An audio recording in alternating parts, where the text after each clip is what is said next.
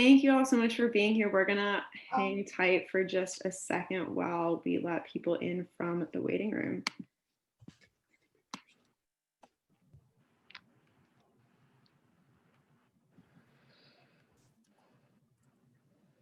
Oh.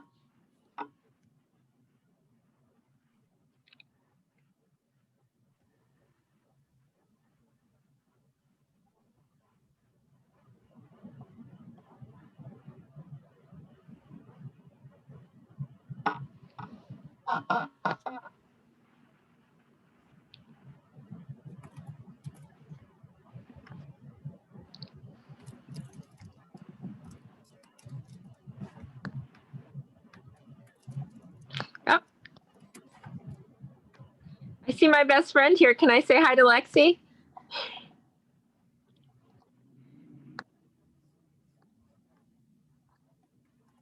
Hi. Hello.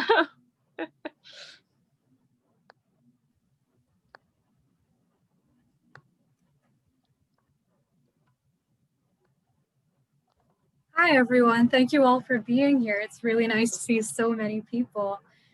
Before we begin, I'm just sending a little announcement in the chat, and I might have to resend it as people keep entering, but please note that closed captioning is available. You can click the caret next to closed caption at the bottom of your screen and then click show subtitle. And it's very, very wonderful to see all of your faces. But for now, as we get started, I would really encourage everyone to hide non-video participants and switch off your video and mute yourself so that we can really focus on the wonderful, wonderful panelists that we have here today. And if you have any questions about any of that, you can reach out to me or to Lauren, who is also on your screen. And yeah, with that, I think we can get started. So the topic for today's panel is accessibility in theater at Wesleyan and in the world. And this is a really, really timely conversation for us to have here at Wesleyan for a couple of different reasons. We do have the curious incident of the dog in the nighttime, the thesis production directed by Lauren going up next week. And we've been having a lot of conversations this semester about accessibility in that context. But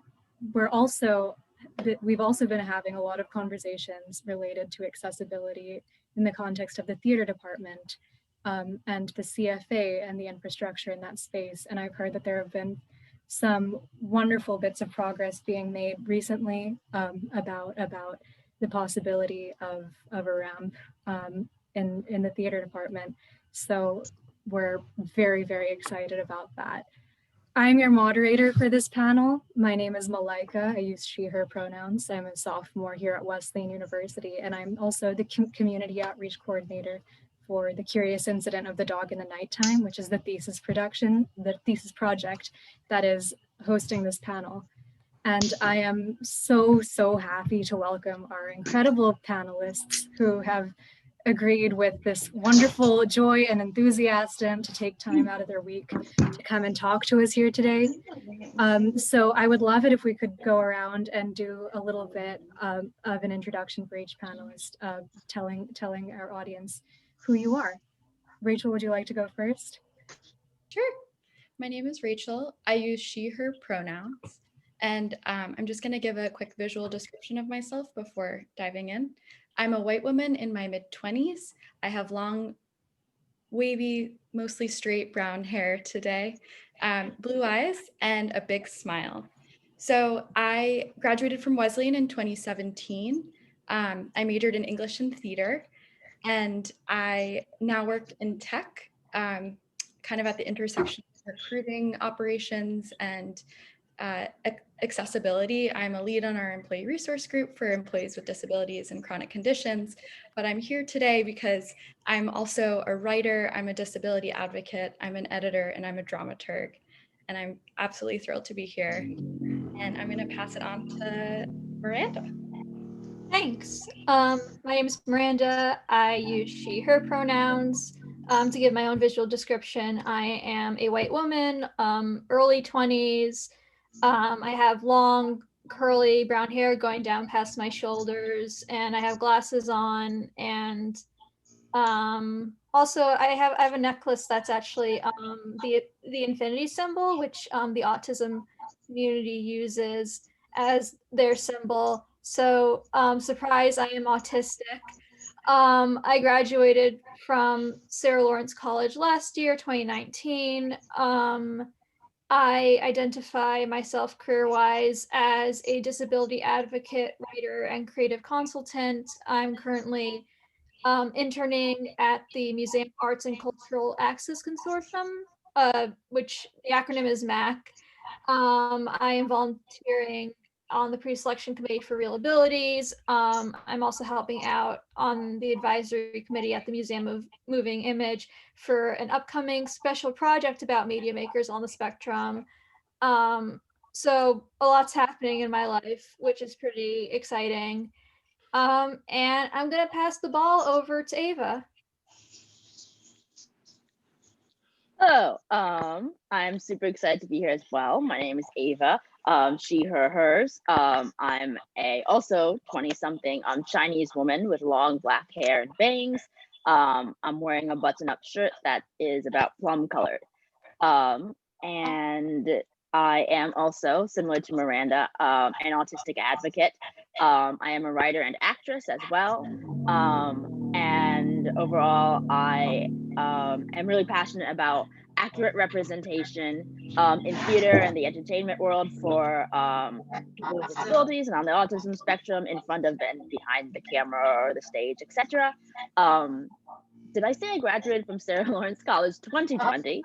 And my most recent cool project was that as a Ruderman Family Foundation Inclusion Ambassador, I worked with my college to make their first musical that was their spring musical, Head Over Heels, sensory friendly, which makes performances accessible to patrons with sensory sensitivities, to items such as light and sound, in addition to having a similar panel, kind of like this, with professionals in the entertainment and theater world working with accessibility in the arts. I will pass it over to Ben. Hello everyone, my name is Ben Ra'anan. I use he, him, his. I am a white male with a beard and thinning black hair, wearing a checkered yellow and blue shirt. I'm sitting in front of a very ugly window, and I'm sitting too close to my computer screen because I am not wearing my glasses because they give a glare. I am a disabled director. I am on the autism spectrum, as well as I have Erb's palsy in my left arm, so I am both physically disabled and cognitively disabled.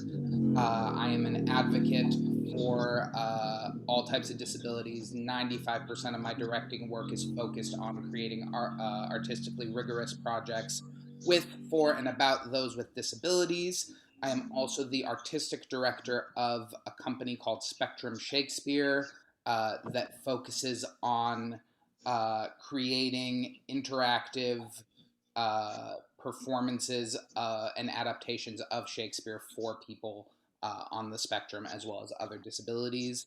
And I'm a disability advocate around Chicago. It's lovely to be here. Thank you. And I will pass it on to Sean. Well, first of all, you created my new favorite phrase, rigorously artistic. I almost said autistic. But yes, I do it all the time. I love it. I love both. So yes, I'm Sean with an X, or Shion. To give my description, I use she, her pronouns, and I'm also half Chinese, half Jewish. I like to say I'm Jewish. I also like to say I'm a professional octopus because I have my hands in basically as many things as I can. The guiding principle of all my work is, will this help humanity? If I'm available and I can do it, I do. And, it's interesting because I'm a disability advocate. I write for Forbes. And also I'm on the Real Abilities Film Selection Committee. But, I really think is so interesting is that my pre-advocacy life was really in theater.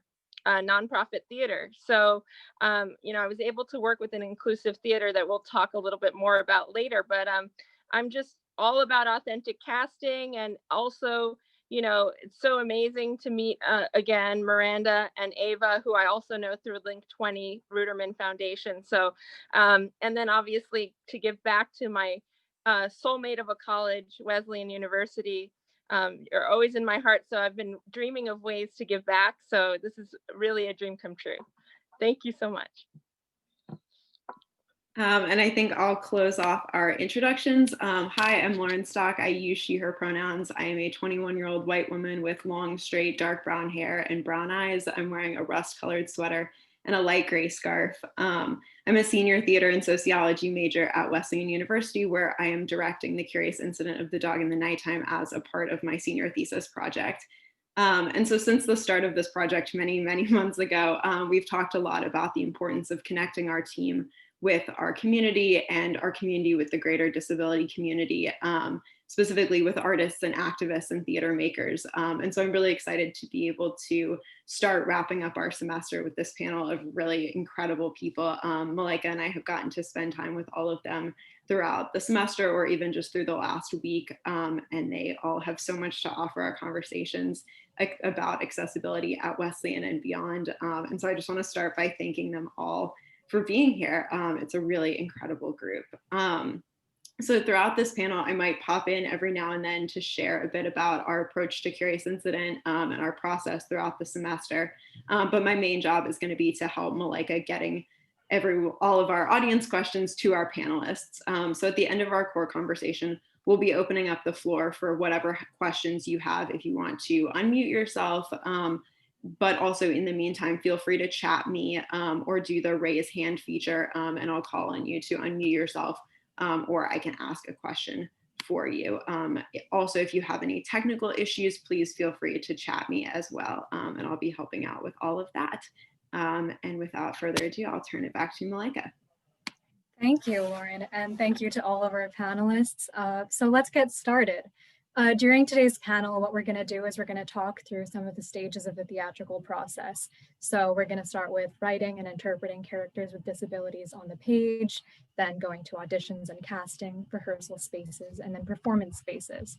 So I would like to start by talking about writing, and I want to direct this question to Rachel because you are, after all, experienced with writing for theaters. So what I wanted to ask you was, in terms of show content, how do you write a character with a disability that you do not have? Absolutely. So I'm going to talk about my thesis play at Wesleyan because that's where I developed this process. And go from there. So I started writing this play 4 years ago. And the first thing that I did was I knew I wanted to write a character with an invisible disability and one that I didn't have.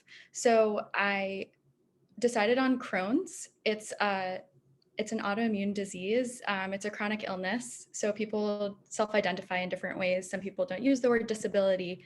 And that was actually one of in my early drafts, that was a big question that I explored of like, how do you identify?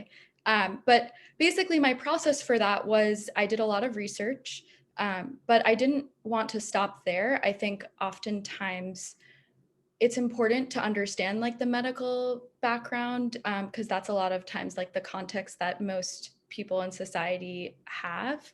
However, it was really important to me to have to conduct interviews with folks with lived experience.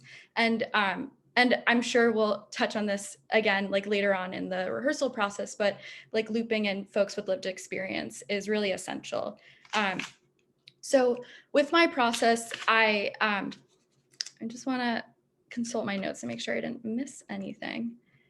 Yeah, I mean, basically, there are very few opportunities still to tell disabled stories. So I believe that we have an obligation to make sure they're told with authenticity and told well. And I think that conducting interviews with folks who have that lived experience is a really integral part, but it's a two-pronged process. So you definitely, or in my process, I definitely wanted to hear out those folks and make sure that I heard the nuances of what life is. You know, we're creating theater. That's a spoken word visual depiction. It's not just on the page. So instead of just reading think pieces by people with that lived experience, I think that interviews is an integral part of that. But the other part of that, which my mentor really encouraged me to do, is share my drafts with the folks that I interviewed afterwards, and get that feedback, because I learned that sometimes I misheard what they said or I misunderstood things. And it's really great to really early on in the writing process. It's very scary because they're not your writing buddies that you're sending drafts to. They're people that have shared really personal, intimate details about themselves, but they're doing that because they want to help you create this authentic piece. And so sharing those drafts is it's an act of reciprocity in order to create those authentic stories, and yeah, just like continuously draft after draft with many different people. I mean, I've been rewriting my thesis for 4 years, so it's had a lot of evolutions. But the last thing that I wanted to touch on is that we in the disability community, there's a theory that anyone can get a disability at any time. And so that actually has particular resonance for me, because when I was writing The Laundry Room, I have experience living with celiac disease, which is a different autoimmune disease. But this summer I was diagnosed with Crohn's disease. So it was a very bizarre coincidence, which I don't think happens to many people, but it could. And I think what really stood out to me about this whole process was that after I was diagnosed, I read The Laundry Room again, and I rewrote the entire play except the parts about Crohn's where my character Charlie talks about her experience, because I found that 4 years later, that still resonated with my new experience. And so that really drove home for me the importance of interviewing folks like early on in the writing process and looping them in throughout. Thank you. Thank you, Rachel. Ava, I wanted to know if you had anything you wanted to add to that. Actually, no, not to that question. I don't. I'll save my time for later. Yeah, Rachel covered everything I was going to say about interviewing, collaborating, perhaps even having some writers that identify as that, even if, even if it's not your disability. Sometimes you can sympathize, but to truly have writers for the final stuff, make sure it's truly true. Yeah. So thank you, Rachel. Wonderful. Okay, thank you for that. Moving from writing to interpreting characters, Miranda, I want to direct this question to you. Knowing that everyone experiences disability differently, how is it that you would distinguish between a truthful portrayal of disability and one that reproduces ableism in some way or causes harm? Yeah, so I'm just going to pull out my notes first because I wrote an answer. I think that this is a question that always interests me, just as someone who thinks a lot about framing and how even framing with positive intention can be harmful. I think the first factor to consider is agency, as in how much input does a disabled individual or the disability community have in this project. And the second factor, a word that I mentioned before, is framing. So even if you are involving disabled individuals or the disability community in your project, are you showing experiences as these individuals or this community's experience, or are you reinforcing stereotypes?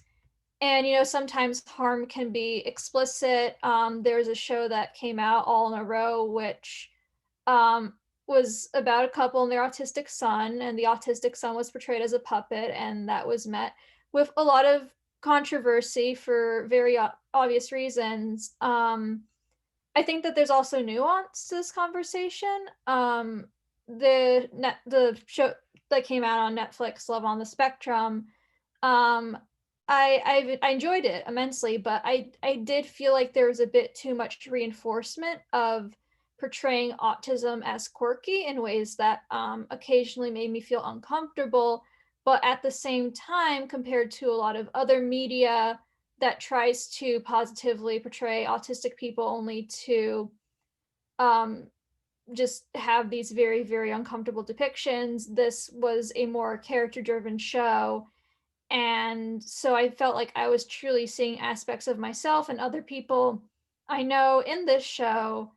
So when it comes to, I think, writing a character, who's disabled, I don't think that, at least personally for me, I'm not asking for perfection, but I do think that being caring and open to the process and open to improvement, is very essential, to thinking about how you go about writing these characters. Thank you, Miranda. Ben, do you have anything to add? Yeah, I think for me, ableism in general is a very nebulous term. We would love to have a checklist that we could go through and say, like, is this ableist? Yes. Is this ableist? No. But unfortunately, that's not the way that AR world works, and that's not the way that disability works, because when we do that, we homogenize disability and we say, oh, somebody with one disability is exactly like this other person with a disability. And it sounds so obvious, but that's actually the ableism we actually need to combat, that we need to stop looking at disability as a bunch of disabled people and then non-disabled people, and instead focus on the individual. And so for me, I tend to, when it comes to portrayals of disability, look at where is their disability coming from. There's a theory of disability called the social theory, which is the reason why we're disabled is because it's the world around us, right? Someone in a wheelchair wouldn't be disabled if the world around us hadn't chosen to build stairs everywhere. If they had chosen to build ramps, there'd be no disability. That person wouldn't be disabled. So for me, I tend to look at what are the things that are coming from the person kind of internally versus what are like external tics. So if you're looking at a disabled portrayal externally, if I have autism, like, great, I'll be like, great, people with autism don't look at other people in the eye. People with autism don't regulate their voice and speech pattern the same way other people do. That's an external view. An internal view for me is, where does that come from? Why do I feel uncomfortable making direct eye contact? And I think once you look at it internally and figure out it's not a bunch of just random physical characteristics, it's actually a very deep-seated internal thing that makes me be the way that I am, that's when you get an accurate and truthful representation of disability. And I think also we need to stop being scared of being ableist, because for so long there's been so little media about disability. There's been, 10 plays about disability, because people are so scared of writing these characters. So I think so much of it is we need to actually have the bravery to be honest with ourselves and our community. Thank you. Ava, did you have something to say?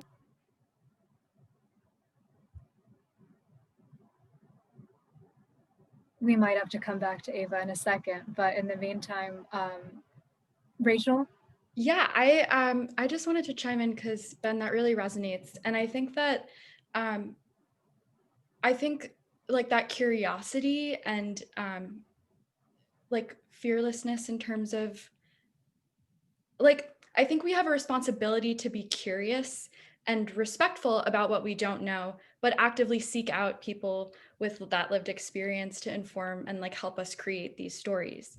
But also we have to advocate for them. So there's this responsibility to own our mistakes. You know, my first draft might not be perfect, but that doesn't mean I shouldn't do it. And it took me years to come to that conclusion, and I'll talk about that later in terms of like barriers with the rehearsal process, but I just wanted to chime in and say that. Thank you, Rachel. And before we move on from this question, Xian? Oh, there's so much to unpack here, but I think Ben and Rachel bring up a really important point, something that I'm actually really passionate. I'm in the midst of writing an article about it, and the article is called I think what we so often get wrong about allyship, privilege, and quote unquote tone deafness. Um, and I think what it is, what I've seen through BLM and the LGBTQ plus community is that in order for any movement to really be a global shift, it requires all of us, right?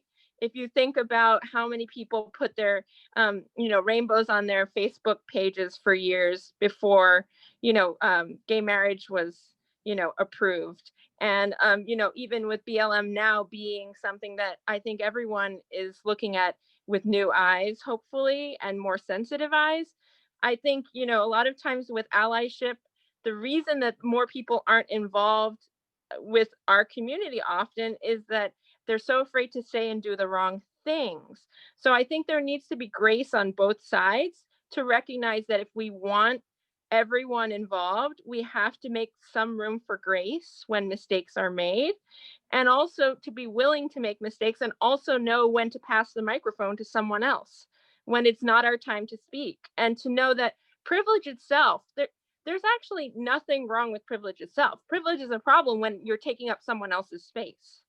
Privilege is an issue when you are disrespecting another community by choosing to remain, let's say, not sensitive to a plight that they might be having.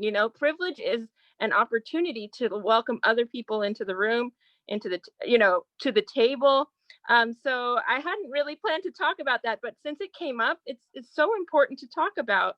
And in terms of, authentic casting, with Real Abilities, it's really interesting because I think even Real Abilities has evolved in the way that we see representation, because we used to have a more flexible policy of, well, if this is a respectful portrayal, we will still honor it. Whereas now, when we're looking at films, if it's not authentic casting, it gets a mark against it. And we may still, I think last year we had maybe one film that was not authentically cast of all 40 films that we screened. So I think that was a huge also step in the right direction. 5 years ago when I started, that was not the case. So I think we're also in a time, going back to environment, what Ben said about environment for a second. When I grew up, being in mostly mainstreamed environments, I was taught that, you get creative, you adapt to your environment, right? And that's the way that you're going to thrive. And I think what's changed in the last 10 years is more there's this attitude of like, hey, I'm different and I deserve to be included and welcomed in whatever space that I'm in. So, it's interesting because I definitely, when I was at Wesleyan, did not advocate as much as I could have because I could do stairs. So I would just do the stairs, kind of grin and bear it, and it was my dream school. It was my reach school. So it was already a miracle in my opinion that I was there, and I was with the most amazing people who all wanted to change the world and who were really sensitive human beings. And so the last thing I really wanted to do at that point was rock the boat. And now that's all I do. So it's kind of funny how things can change. And, as you grow into your voice, you become an advocate. And part of the reason that Real Abilities changed so much is that my friend Anita and I and a lot of the people with disabilities on the community on the committee just said no, we have to, authentic casting is the priority. And so it's also about who do you have at the table. So anyway, I'm very grateful, obviously, that things have changed so much, and that there's a lot more change to happen, but I just wanted to address both those things because they're incredibly important. Those were all incredibly articulate points, and I want to thank you for that, Xian, and also Rachel and Ben for answering that question, and Miranda.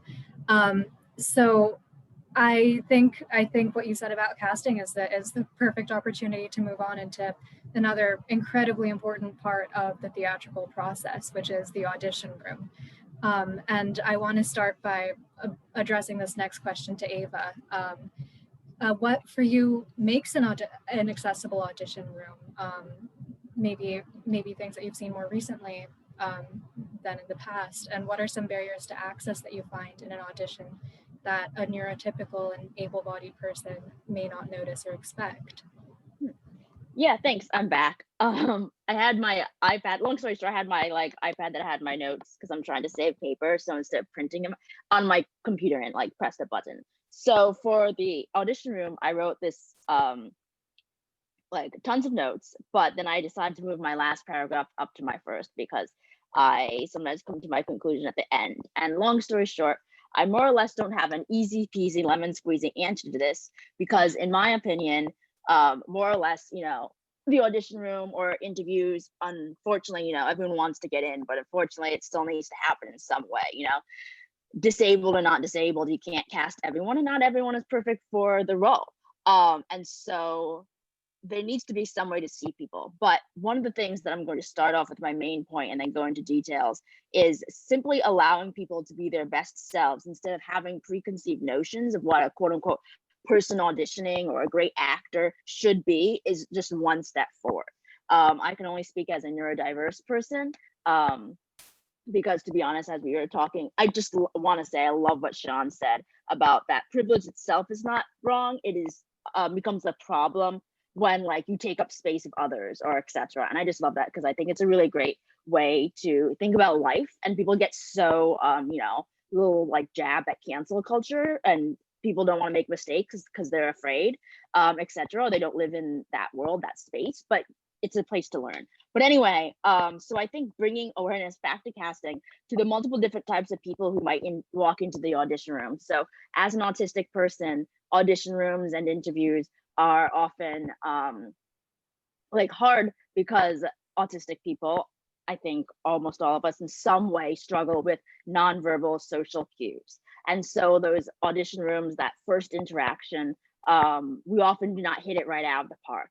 And so that small talk with the director, knowing when to stop talking, when to laugh at the joke, struggling to read the different types of things, make us sometimes unfortunately not get the job because as I wrote, because of our difficulty to connect. People often sometimes think because of our difficulty to connect, we might not be able to do the work because even if they don't know that we're autistic, right? If we don't come in and disclose, that's a whole other section about more or less hidden disabilities disclosing. But people sometimes sense about autism, especially that there's something slightly off. And so it gives them pause about us. They can't put their finger on it, but it gives them pause about us, about casting. And I think just a simple step forward, as I said in the beginning, is, just because the person doesn't ooze charisma, small talk, but at least give the person a chance to do, their job, to hit it out of the park in another place, their monologue, like when they're supposed to really be judged, their monologue, singing, dancing, etc. And if they fit the role, so what? Maybe they didn't excel in the small talk or they started off a little awkward. If they can show that they can do the work and still are a great actor in another way, but it may take you a couple extra minutes to connect with them, that should impede you. And I think that's just a simple way to begin to open up your mind and being like, but why am I questioning about this person? Is it just because they didn't present in the way that I was expecting, probably more of a neurotypical person to present? Then maybe I have to hesitate and be like, oh, but they actually could really fit that role if I get to know them, etc. So that's my main thing about making an accessible audition room for neurodiverse people, is just knowing that there's many different types of people out there, and to try to be like, this person's not like me, but you know what? I really want to work with them. I want to do the work and try to get to know them, and things like that. And then I wrote a little bit note because I remember like Lauren talking about how she had an audition room where you were able to like meet I think like Lauren beforehand, talk to Lauren, etc. And I can't remember if Lauren told me, but sometimes people want to be really like accessible and asked if anyone needs any accommodations from, if they get into the rehearsal room or the audition room. And I think that's really great But I just said like a caution to not force people to disclose, because that's sometimes something that people might be really nervous about, especially in the audition room. I have other notes for the rehearsal room, right? Because the audition room, you haven't gotten that job yet. And in small theaters, maybe they're more willing, but sometimes if there's, someone that's asking for something, but you don't even know if they like you or if they want you for the job, you might not want to ask for something. So for me, sometimes, unless I know the person is maybe looking for a disabled actor or open to collaborating, want to do the work, if it's just a general call, I might be more hesitant, because if they hear that they have to do any more work than they already have on their plate, they're probably going to quickly X you out. Not because they're like 100% evil ableist, but like they don't know what to do. And it's harder work. So I just want to hesitate that sometimes people might be a little hesitant about that question, and to be respectful of that. But then in the rehearsal room, if you get some accommodations, to try to accommodate them, because people, they loosen up, right? You already got the job, you're cast, you're excited, and you want to try to be able to do the work, and might need some accommodations. So that's what I have about that, basically. Be aware of the different people walking into the rehearsal room, and really try to judge them for the work they're showing, and not necessarily for the if not necessarily judging them from a neurotypical not autistic standard. Thank you, Ava. That was a really, really wonderfully thorough response. And I wanted to know if Miranda had anything to add to that. Yeah, I feel like, I lost my notes. There they are. I feel like a lot of what Ava said is very reflective of the feelings that I have about not having these, or like basically thinking about why am I having this this thought, this preconceived notion. And also shout out to Ava for before the this panel, I had a conversation with her that really made me think about this. I feel like this perspective I have, I just based on observations, I feel like, and this is probably like a more, I don't know what the word is for the word for what I'm about to say, but I feel like that there are non-disabled people who, not always maliciously, but their perception is that able-bodied and neurotypical actors are more convenient to work with than a like a wheelchair user, an autistic person, etc. And it's just because of the nature of theater, or like any piece of work, it's just difficult for these places to really genuinely just take the time to understand an individual and make accommodations. And something that got me thinking about this is thinking about the controversy surrounding when the trailer came out for Sia's movie. It's revealed that this autistic character that was written was not going to be played by an autistic actor, and Sia had revealed that she initially did have an autistic actor in the role, but it didn't work out. And just based on what I've read of the tweet, it seems like the thought the crew had was like, just, oh, we can't work with this, rather than the question of how do we work with this actor. And maybe another option could have just been to find another nonverbal autistic actor, but instead they just hire a non-autistic actor.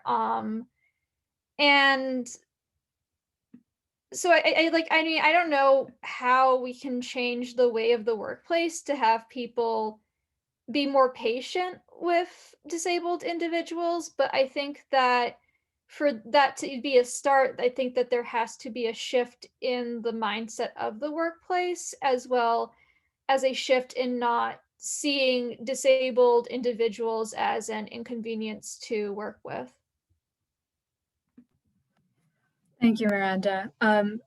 So we're gonna be moving on really quickly, but last thoughts from Ben. I was just gonna say, accessibility and accommodations are not. So this is the only call I've been on where the majority of people are autistic. And my autism is so different from every other person. And I would never glean to say what somebody else needs as an accommodation.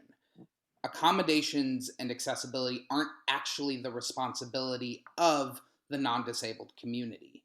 Their responsibility is to give me every tool that I need to be able to succeed. And so the way that I look at accommodations shouldn't be you trying to pigeonhole me or an actor into a specific type of thing of like, oh, you're blind, then we must remove this and do this and do this. It should instead say, hey, I realize you're blind. What can I do to help you? And if the answer is nothing, amazing, cool. And if the answer is something, also amazing. But I think the privilege of neurotypical and able-bodied people is I want to fix it.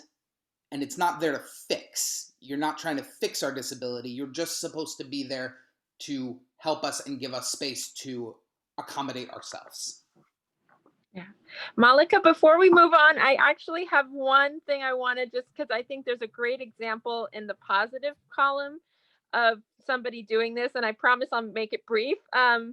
But in terms of allyship, one of the greatest examples of allyship I've ever seen is we had a Q&A with the Peanut Butter Falcon folks. Has anyone seen the Peanut Butter Falcon? Highly recommend it. Please put it on the top of your to see list, because they actually wrote this film for someone they just loved as a person with Down syndrome, who said, you know, I want to be a leading man, but that's not going to happen for me. And he was like, can you write a movie for me? And they did. Not only is that incredibly, I mean, obviously a time-consuming, amazing consideration, but when they were filming, they found that actually this particular actor, you know, he sweat a lot. And so they decided to put a lot of the scenes in the water so that he could cool down. So there's a lot of scenes on the bayou and them walking across water and swimming and all kinds of things. And that was strategically put there so that he wouldn't overheat, you know, throughout this, you know, filming process. And I just thought, like, if only everyone was as, you know, that is an extraordinary, perfect example, I think, of allyship when it works. Yeah, and obviously it's one of my favorite films, aside from being, you know, wonderful people. I think it's a wonderful film as well. So anyway, I just wanted to add that because I do think, you know, there are examples where it can work out beautifully. Thank you, Shan. Thank you, Ben. Rachel? Yeah, I just wanted to piggyback off of Ava's point about like the hesitancy to disclose. I think that's really real at various stages. And I think I was talking with one of my friends, Nina Garak. Her like work is at the intersection of disability and reproduction. And she had this really insightful point about how oftentimes people with disabilities, you feel like there are these harmful narratives that exist that are projected onto you when you disclose, like, and so, or maybe there's part of that resonates with your experience, but that's not your entire experience. And so once you say the word, like whatever disability you have, you don't really get to like reclaim that space. And like, so for example, I'm here, I've disclosed that I have Crohn's. I hope that, you know, our audience doesn't walk away and just think, oh, Rachel, you know, suffers from Crohn's. That's not why I'm here. That's not what I'm talking about. But I think oftentimes that is, that's a fear, and that sometimes does happen. People focus on that, even though that's not why the actor's in the audition room.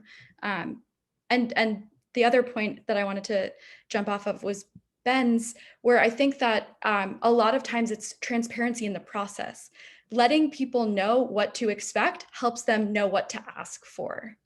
And so like, that's a really amazing way that you can be an advocate, is just giving everyone all of the information up front so that they know what to expect and what to ask for. Thanks, Malika. Thank you, Rachel. So let's move on a little bit to the rehearsal room. Eva, do you have anything that you'd like to share about what makes an accessible rehearsal room and what some barriers to access might exist in a rehearsal room?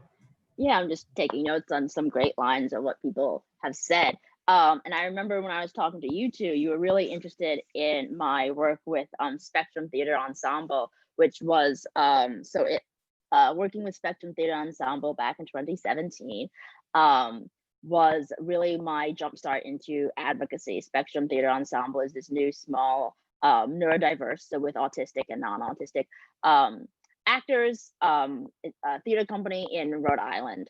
And I started working with them summer of 2017, and actually through that, it morphed into an internship with we call it STE and Trinity Repertory Company. The founder of Spectrum Theater Ensemble got a grant through Theater Communications Group, and how grants go, to work with Trinity Repertory Company and create this new neurodiverse theater company. And because I was diagnosed on the spectrum senior year of high school, so around 18, it was fairly late, more or less, for some people who were diagnosed at age 5 or much younger, some people older, but it really was my jumpstart into advocacy, and also helped me really understand myself and autism as part of myself.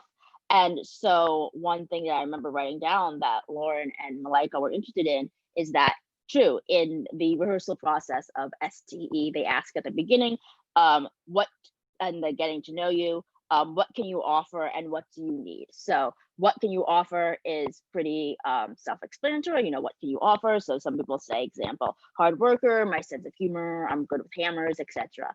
And what do you need is the asking about accommodations section, or anything really. Everyone answers that question, and for a lot of people, they said very clear directions and explanations. That really helps a lot of people on the spectrum. Of course, it can be something more concrete, such as ASL interpreter, although you might know that about that accommodation beforehand. But I think asking that is a really great way to make, I remember the question now, to make the rehearsal room a more accessible place. And it really helps because everyone answers the question, the director, everyone, neurotypical, diverse, able-bodied, etc., and we all come to it. So some people are like, you know, I can offer my sarcasm, or my I'm a really good listener, etc. And what do you need is in terms of accessibility, and it can be, I kind of came up with like soft accommodations and hard accommodations. You know how people say like soft skills and hard skills? Like hard skills are like, I know how to use Microsoft Word, and like a soft skills like I can write. And so sometimes it's like soft accommodations and hard accommodations, which is sometimes for me like soft accommodations sometimes are even harder because it's based on like who you're interacting with, right? So asking about very clear directions and explanations, well, you might find right off the bat that clear explanation is just how your director does it, you know, for everyone. So you might not even have to ask that. Or you might realize you're working with someone who doesn't, or who doesn't like to answer questions. So you have to ask for that accommodation. But also I want to bring a note is, as people say about companies, any place, it starts at the top.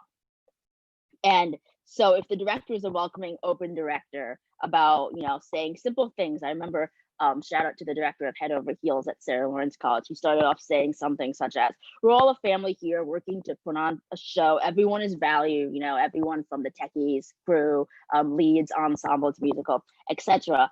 And he always loves and shows that he loves all the individualities and their talents, what they are bringing to the show in some way. And it makes an overall, you know, and then the cast follows suit, right? It starts at the top if the director isn't catty, etc. And so the cast is then respectful and sees themselves as a family unit working together. And that's just, you know, a simple little phrase to make the rehearsal process that can often be grueling much better and respectful for everyone, and people open and willing to talk about themselves, say who they truly are, etc. Thank you, Ava. Rachel, any final thoughts on what makes an accessible rehearsal room? Yeah, I would absolutely agree, like creating a safe space to share those personal experiences. Also just throwing out some ideas, having frequent breaks. Like for me personally, like food is a big thing. I have celiac disease, I'm gluten-free, and oftentimes people will bring in food. So like considering dietary restrictions and food allergies, asking about that. And then, yeah, I'll wait for the rest. Thank you, Rachel. So let's move on to theater spaces. I want to direct this question first to Xian. How have you made work that is inherently accessible for audience members rather than retrofitting or altering for accommodations later on in the process?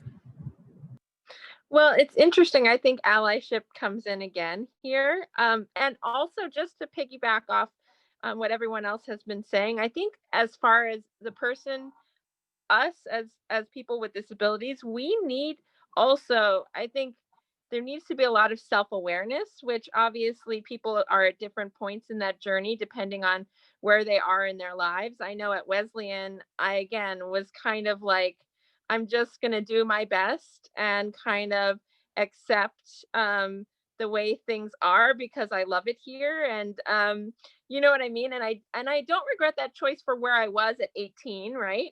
Because I think I grew into my voice and I understand more about the institutional barriers. I understand more about the things that I could have advocated for. I don't even think I knew what to ask for. So I think knowing what to ask for is really important. And in terms of creating, the reason I say allyship is important, I remember I was producing an event last year, and this is actually, this is going to stay between us because obviously it's not about any particular person, but I was producing it with two white guys, one who was not disabled and one who was newly disabled.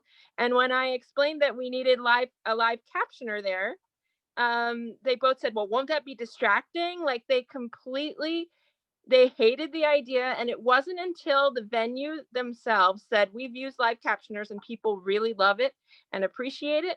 They didn't care what I had to say. It wasn't until the approved authority had said, yes, we want live captioners, that they were able to accept that. And that was how I knew I would never work with those two people again. Because and when we were actually at the venue as well, they expected us to go on and off the stage because we had 7 storytellers, right? So they wanted each person to go on and off the stage. But, I know that that's going to be an incredible feat. We've got people in wheelchairs. We've got me on skis. Yeah, I forgot to mention I traversed the world with 2 shiny ski poles. And I knew that was going to add time and stress to the situation. So I said, I really think that we should actually just stay on the stage. They didn't listen to that either until everybody agreed with me. And in that case, then everybody got it. So I think it's also about knowing who to work with. I mean, the truth is, I don't want to work with a director or an organization that isn't going to hear what I have to say. And, and realize that what I'm saying is not, and it's not a critique. It's just to make the space better. And as a speaker, a lot of the times, I'll get there and they've got these really high chairs that I can't get on. And so I have to say, well, could I have, a lower chair perhaps, and it's up to me to advocate for that or face a really embarrassing situation. So I've learned to speak up. I've learned to grow a backbone when I need it. But, I think that in terms of making and producing, it's working with the right people. It's working with people who are willing to make those accommodations. And then, we still had a beautiful event. I want to say it was a huge success. Nobody knew, the difficulties that I went through to make that happen. And I was grateful for that. As long as the result was good, I'm happy, but it shouldn't be that difficult, So I hope that answers your question, but there's a lot to unpack here. Yeah, there certainly is a lot to unpack here. So thank you for that, Xian. We have about 5 minutes left until we're going to move on to audience Q&A. So I want to hear from Ava really quickly about this question, and then I'd love to hear about another question. So Ava? Yeah, so about inherently accessible. And one of the things, I'm going to read a quote from this cool person who also works in accessibility in theater and museums, etc., who was interviewed for Temple University, Roger Daishi. Some people might know him. And he said at the end of the interview, we don't want to create special events for special people. We want to create something that everyone can enjoy.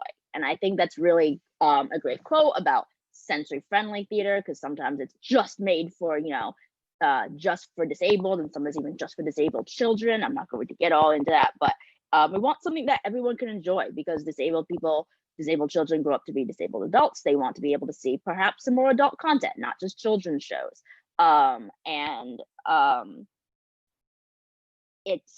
Accommodations really help everyone. When we gave out sensory friendly trigger lists at Trinity that give warnings if there's a loud noise or a gunshot, our veteran population in Rhode Island, who didn't even know that they needed it, but said, that was really helpful. I didn't realize it, but it was really helpful. And so it helps people that you might not even expect. And in addition, thinking about accessibility, I've been listening to many different people and working with some cool organizations, and they stress about starting with accessibility starts at the beginning. So when you cast, thinking about what your cast needs overall before you build your set. I was talking to Lauren Malika about this. People think accessibility is huge, big, sweeping changes that take a lot of money, and sometimes it is, but sometimes it's just as simple as giving out a little sensory friendly trigger list.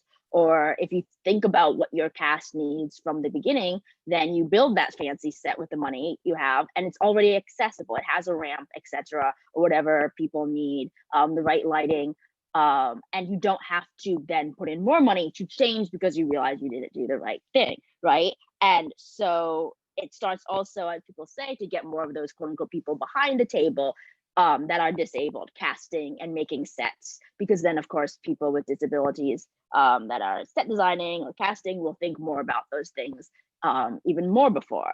And so it's working with the writers to make sure it's authentic and stuff. When you start it at the beginning, start thinking about accessibility at the beginning of your process, then it is not as arduous. It's just a thought at the beginning, and you continue and use that $1 billion budget or smaller budget to make it accessible, and to continue, instead of feeling like, oh my god, we had to change and make it accessible. That's where people get angry and don't want to do it again. Thanks, Ava. Ben, did you have something to add?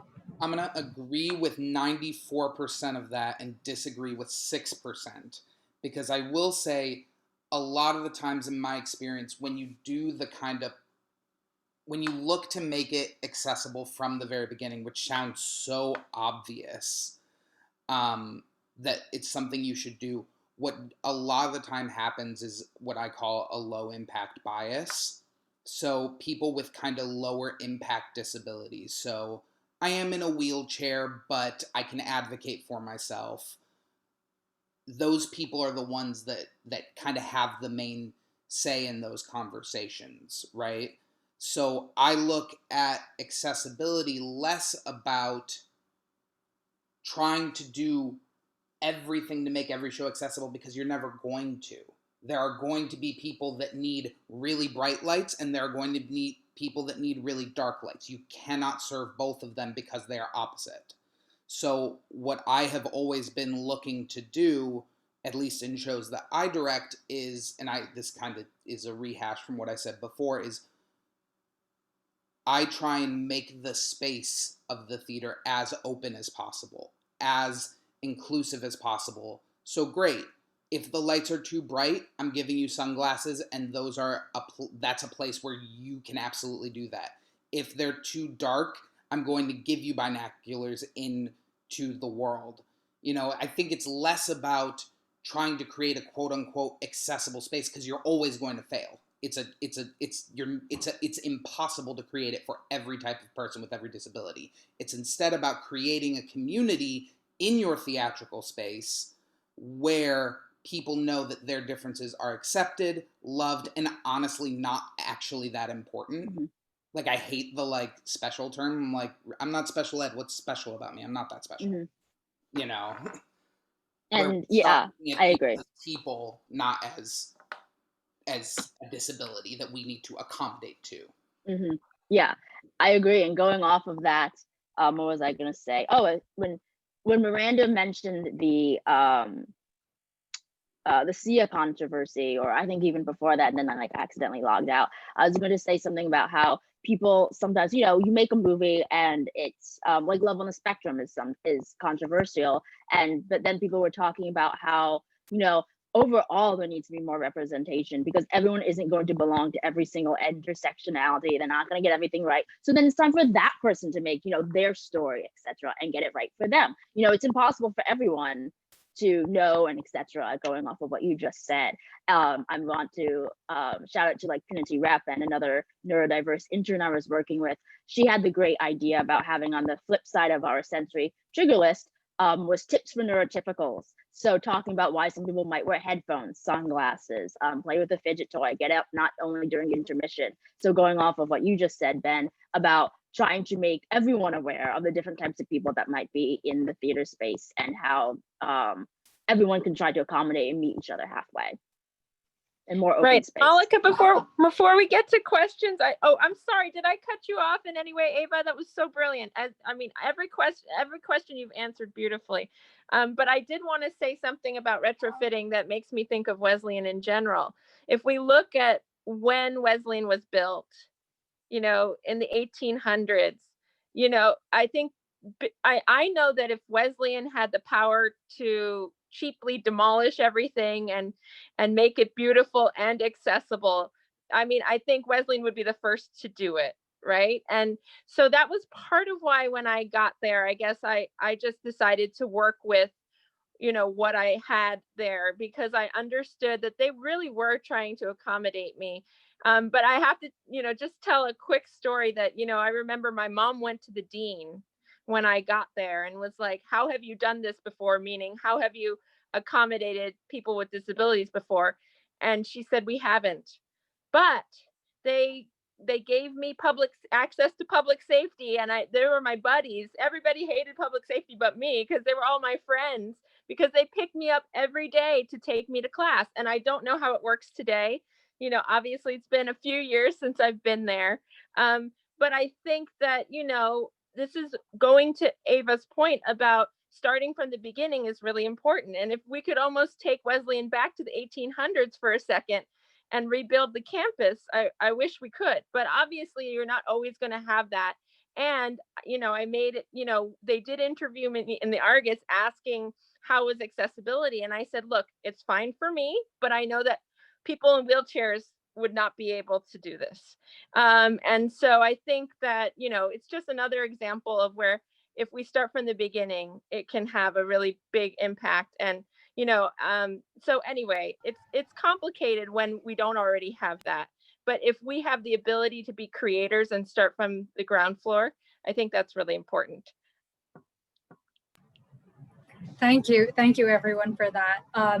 One final thing before we move on to audience questions, which is for Miranda, if she's up for answering it like a speed round.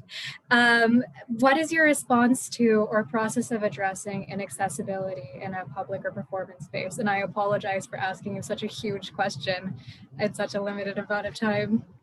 Well, the good news is I have notes. I will try to speed run this. I feel like this is a reiteration of what a lot of people have been saying about, the importance of allyship. I wrote how we not only do we need, a strong, united disability community that pushes for change, we also need allies who are going to take our experiences into consideration and commit to paving a way for us. And something that I realized, I think when we were having a conversation, like we were all meeting for the first time before the panel, is, part of the reason why I'm a strong disability advocate is not only just because of the disability advocates I've met, but because I was fortunate to have met people in arts and cultural institutions who were accepting of who I am as an autistic person, and who pushed for me to become a strong self-advocate, where I would have moments of doubt or not knowing how to do something or underestimating myself, and having these people really push me and help me find ways to become stronger within myself, like teaching me how to self-advocate. And I think that part of the way that we can create more change is if we have allies who are open and ready to assist the disability community, not to satisfy a sense of righteousness, but to dedicate themselves to the disability community. Just really quickly to jump on that, I think along with that, that goes with not being afraid to fail and being open to feedback, soliciting feedback. We're doing this to learn. So advocates, like that's what we need, is getting that feedback and doing better next time and just owning that as part of the process. Thank you so much, Rachel, for leaving us on that note. Due to our time constraints, I am going to wrap us up and head over to our Q&A portion, but I think that that's a great place to leave it, knowing that this is coming out of the Curious Incident as my thesis project being a huge learning experience for almost 30 student contributors. We have all learned so much throughout this process. And so I also want to start with just thanking all of you for talking today and for spending your time with us as we all still have a lot to learn. And it was really wonderful to hear from y'all. I also, before we, like as a kind of wrap up, I also want to thank Malika so much for pulling this all together. It has been a crazy semester and she has done so much work, especially in the last couple of weeks, to make this happen. And I want to thank you all for being here, especially those of y'all that have stayed through with us as we have been a little bit more flexible with our time.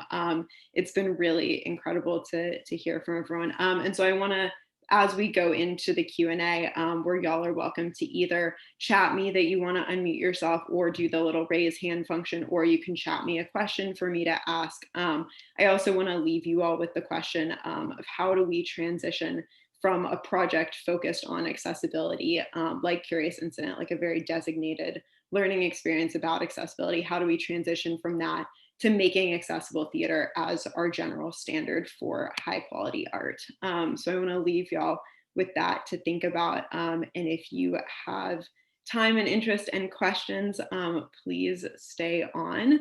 And I will start asking questions that are being chatted to me.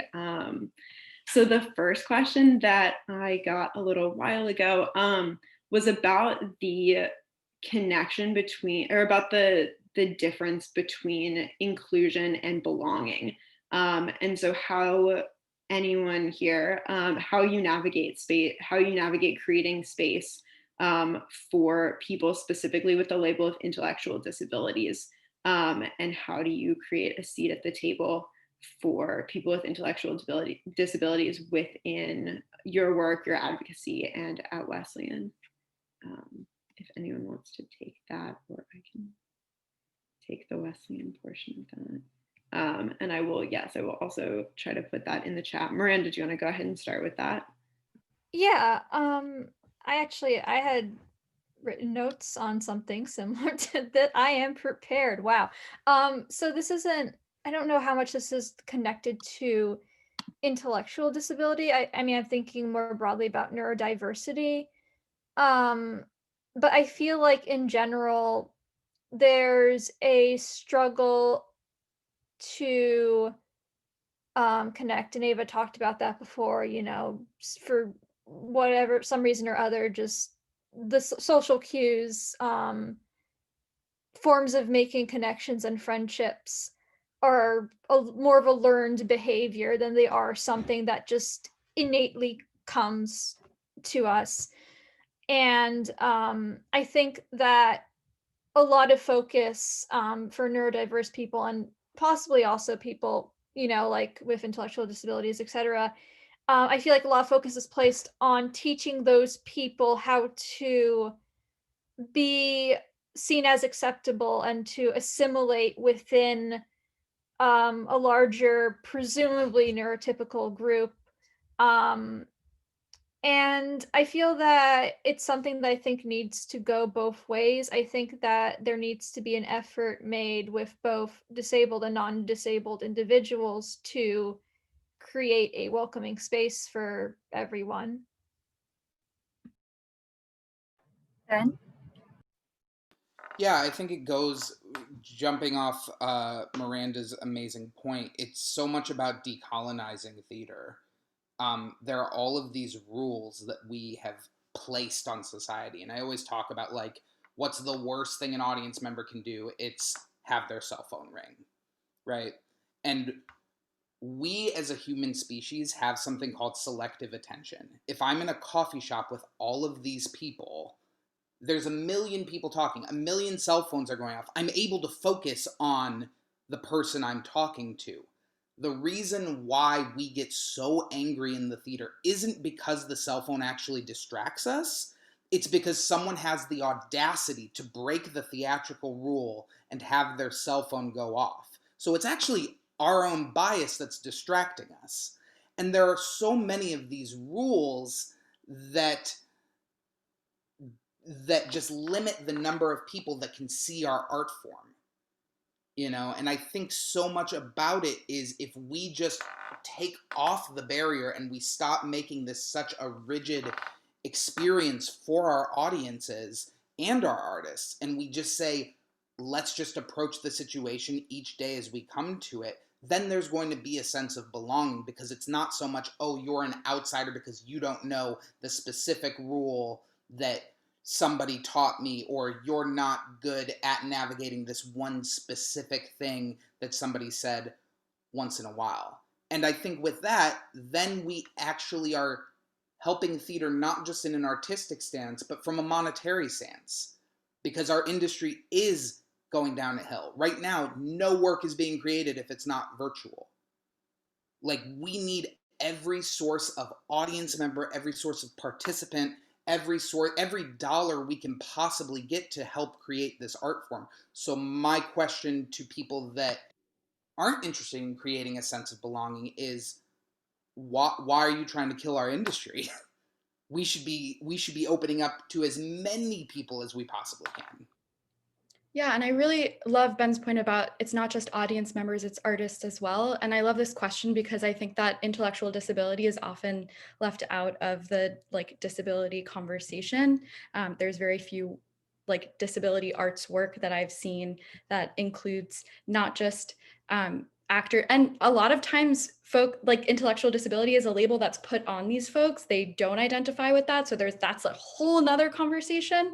But thinking, my friend Mary Harmer planted the seed in my mind of well, we don't just want these folks as actors. What about stage managers? What about writers?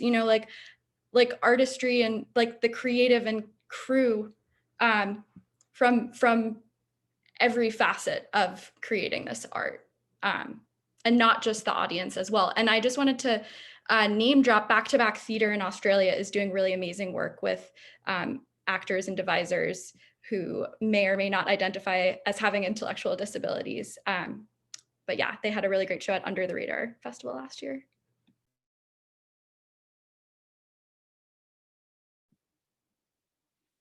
Great. Thank you all for answering that one. We've also got a question about if anyone knows anything about virtual training or networking or mentorship for adults with autism in musical theater. And if anyone knows anything along those lines and could share that information, either in the chat or out loud, that would be great. Jake, I have to look into this, but Collab Theater Group, it stands for Creative Opportunities Without, there's a / limits and boundaries, and they do a musical theater workshop. I haven't looked into how it is virtual, but I'm happy to reach out to the leadership team on there and see if I can connect you. I would suggest, and this isn't answering your question, I spent the past 5 years trying to get in the door and trying to find mentors and trying to find a place that was accessible for me, and it's impossible because a lot of it just isn't out there. My career started really taking off when I just said F it, and just kicked down the doors of the places that weren't accessible and said, hey, I'm just going to be here and you can deal with it. I know that doesn't necessarily help you, but the more you try and figure out, the more you try and prove to people that you belong in a space, the less they will think you belong, rather than going in there and not trying to prove it and just belonging in the space. And I know that doesn't actually answer your question, but that would be my answer that's not actually very helpful. Yeah, I also know that, I mean, I think I mean, oh yeah, you do have to audition because I did audition for Epic Players. I know that Epic Players, when you audition for them, they give you like some sort of special, I guess, benefits. Part of it is having a mentor figure who can guide you along. For me, I chose administration. I've been busy. Sorry to any Epic Player people who are here who I haven't seen in a while. I am doing too many things at once. But yeah, I would recommend maybe trying to audition for Epic Players, checking out their program, you know, see what it's like, see if you like it. That's my recommendation. Yeah, I just want to jump in here quickly to say, I believe Elaine Hall, who runs the Miracle Project, her focus tends to be intellectual and people on the autism spectrum in terms of community. I wish I could recommend the theater I used to work for, but they disbanded. Yeah, it was called Visible Theater, and it had 45 members total and 15 actors with disabilities. Kennedy Center award-winning playwrights, actor studio actors. They were some of the most talented people.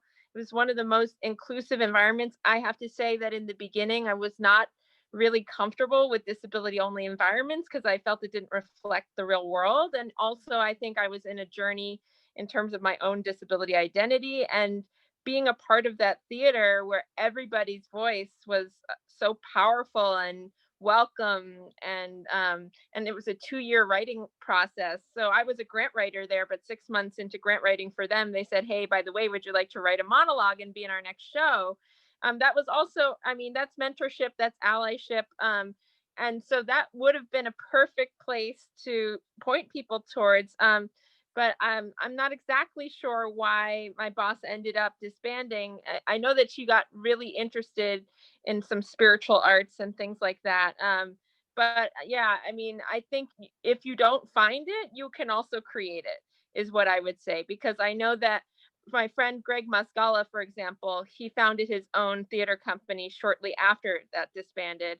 So, you know, whether it's a YouTube channel or space on the stage, I also think it's really important that we co-opt our own narrative and have power over our own narratives. And so, you know, if you don't see that space, I know it can seem like a daunting task to start your own initiative, but that's what I would also encourage, because then you will know that it's run the way you want it to be, and that your voice will be heard the way it should be.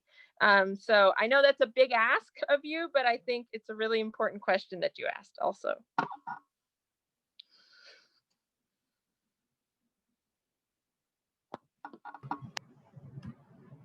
Thank you so much. Lauren, you want to take it from here? Yeah, so I think that is all of the questions that have been sent in to me. So I'm just gonna give one more huge thank you to everyone for being here, for being one of our panelists, to Malika for putting this all together. This has been such an incredible hour and however much of our time. So I really, really appreciate you all sharing this time with us. For people that have not previously been connected with The Curious Incident at Wesleyan, please check us out at thecuriousincidentwest.com. Tickets will be opening tomorrow, and we are really excited to be sharing lots of information about our production, our accessibility, the work that we have done over the course of the semester, about making accessible theater in a global pandemic, and what that has looked like for our team. So please check out the website, follow us on social media at curiousincident.west. And thank you all so much. We look forward to hopefully seeing you at our talkbacks after the shows. Have a great night, everyone. Thank you all so much. Go West, everyone. Love you.